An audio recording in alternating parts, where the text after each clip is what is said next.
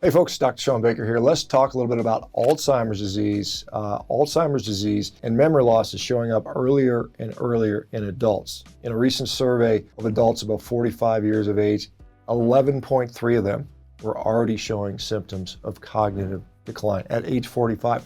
The research has showed that there were at least 8 signature risk factors that put these individuals at greater risk for Alzheimer's dementia and overall subjective cognitive decline. Now, fortunately, this particular group of risk factors can all be modified by changing your behavior, habits, and lifestyle choices.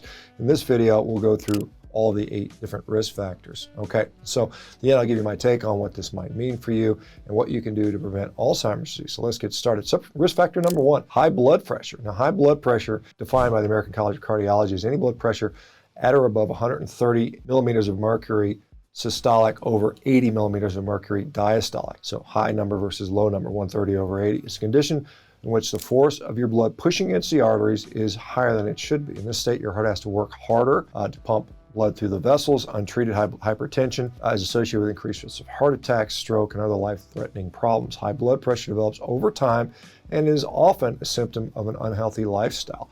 A few simple changes like avoiding smoking, decreasing alcohol consumption, eating whole foods, a meat-based diet, and getting plenty of movement in can all positively affect blood pressure and help lower it to a normal level. Now, second risk factor is not meeting your minimum aerobic physical activity guidelines. The Department of Health and Human Services recommends a minimum of 150 minutes of moderate or 75 minutes of intense aerobic activity every single week. Now, this can be anything that gets your heart rate of about 65% of its max heart rate. Now, this could be rollerblading or chasing your dog around the backyard, whatever you enjoy that helps keep you to be strong. But please know that if you're not doing 150 minutes of movement, don't start going from 0 to 150 right away. Just start increasing it incrementally. If you're not walking at all, just go walk to your mailbox and back, and then try walking down the street and walk around the block and so on and so forth as you get better and better. Risk factor number 3, obesity. Now, being overweight or carrying excess body fat can drastically impact your health, and its effect on Alzheimer's is no different. It puts pressures on your heart, your joint,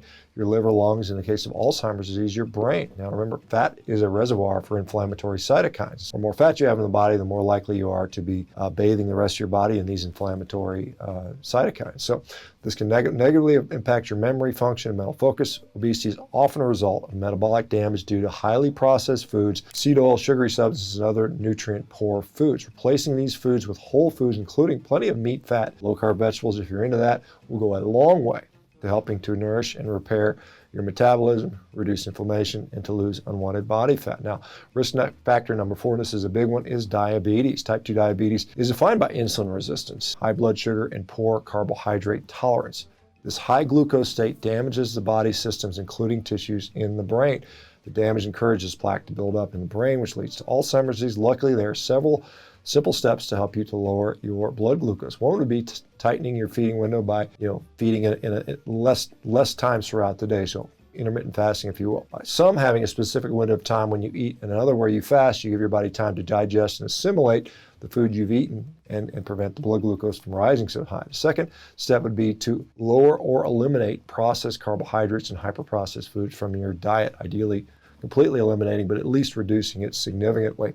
Now, by having fewer processed glucose substances going into your body, there is lower likelihood of having uncontrollable glucose spikes and then dips. And then getting your nourishment from whole foods like meat and the fat that comes with it. Low-carb vegetables, again, if you want them, will provide the body with bioavailable nutrition that it can use even in an insulin-resistant state. Now, depression is also highly linked with Alzheimer's disease. And is there anything you can do to mitigate depression? Well, I think certainly there is. So how you feel influences how you act, you live, you move, and you eat. So major depression influences all aspects of your life, including your memory. Eating and living in such a way that supports your mental health is imperative to sustaining good overall health. Now, finding a community that supports you, that feels connected, is an important piece of the puzzle. It paves valuable social-related pathways in the brain that keep us connected to who we are. Eating a whole food diet and nourishing yourself with anti-inflammatory fats and proteins from meat, eggs, fish give the brain's nutrients it needs. Ketones can be helpful in energy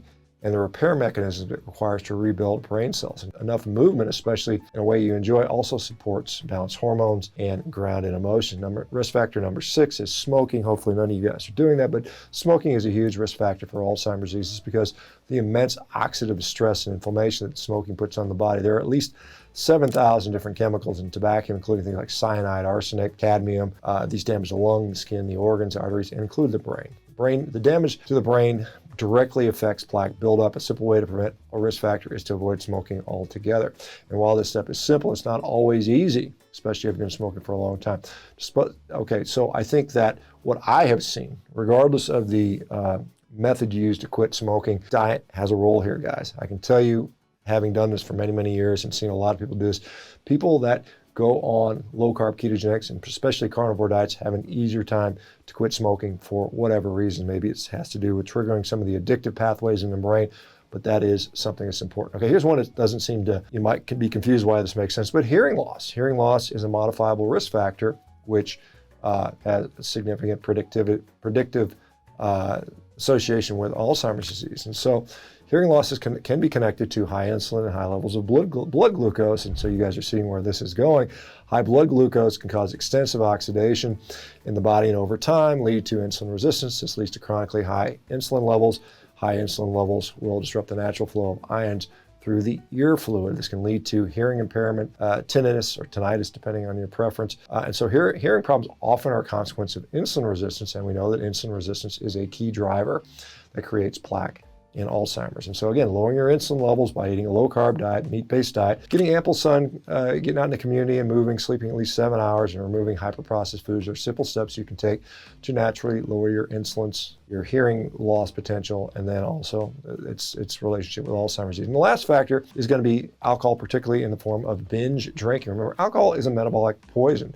It is so toxic that the body prioritizes getting rid of it as soon as possible. So drinking excessive alcohol chronically can lead to liver damage, cardiovascular disease, cancer, damage to other parts of the body, including the brain. The extensive oxidative damage caused by drinking alcohol can lead to extensive damage over time, contributing to the inflammation and plaque buildup associated with Alzheimer's disease. Okay, so final thoughts on this. Alzheimer's is an epidemic that is it's coming. It's coming in a big way. We see more and more the obesity crisis going bigger and bigger, the diabetes crisis going bigger and bigger. A significant percentage of people also go on to develop dementia. Dementia is incredibly challenging to treat.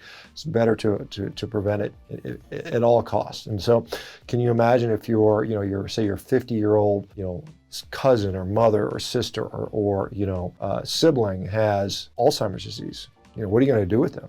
We're seeing this in younger and younger patients. You stick them in a nursing home, right? Maybe, or you bring them in your house and you got to worry about them constantly. That is very costly, both financially and emotionally. So it is so incredibly important we think about this stuff and prevent it. I can think of no worse.